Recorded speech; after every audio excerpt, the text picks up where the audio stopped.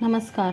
आज सकाळी आवरून मी जेवणाच्या खोलीत गेलो तर काय, टेबलवर एका डब्यात 4-5 दिवसांपासून 5 लोक मला सतत पाहत होते आणि म्हणत होते की ह्या मॅडम आता आमचा कधी फारशा पडतील काय माहीत. चक्क ते घाबरतच होते मला. दुसरे कोणी नाही हो, कवटं म्हणजे अंडी. आणि काय, नकळत माझी नजर त्यांच्याकडे गेली तसे ते मला घाबरू लागले. मी त्यांना हळूच हातात घेतलं आणि गरम पाण्याने चांगली 8 ते 10 मिनिटं आंघोळ घातली आणि त्यांचे पांढरे कपडे घातलेले कवचकुंड लांब केले.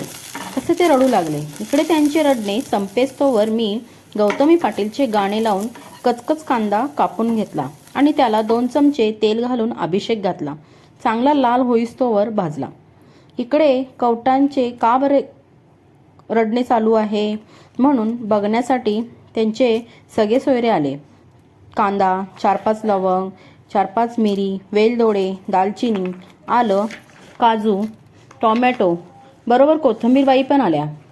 सगळे एका बंद खोलीत बसून त्यांची समजूत काढू लागले. इथे मी आता कवटासनी शांत केल्यावर 3 मोठे चमचे तेल घालून त्यात तिखट, हळद, मीठ घालून त्यांना मस्का लावला.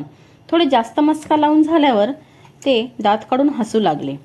जास्त ऊन लागू लागले होते म्हणून मी स्विमिंग पूलची तयारी केली आणि ह्यात सगळ्यांना ढकलून दिले आणि त्याचबरोबर त्यांना मजा यावी म्हणून त्यात 2 चमचे तिखट, 1 चमचा हळद, गरम मसाला, धने पावडर, मीठ घालून दिले. आता सगळे रंगपंचमी खेळल्यासारखे छान दिसत होते आणि खूप दमलेलेही होते.